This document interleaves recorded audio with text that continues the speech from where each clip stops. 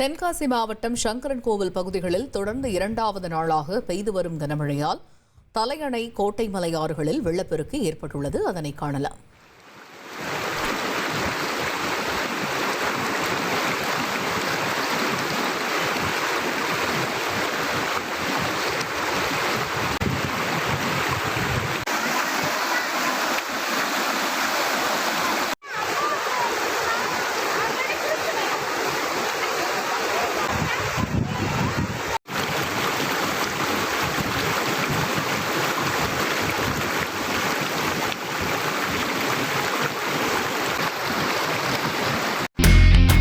இனி செல்லும் இடமெல்லாம் செய்தி.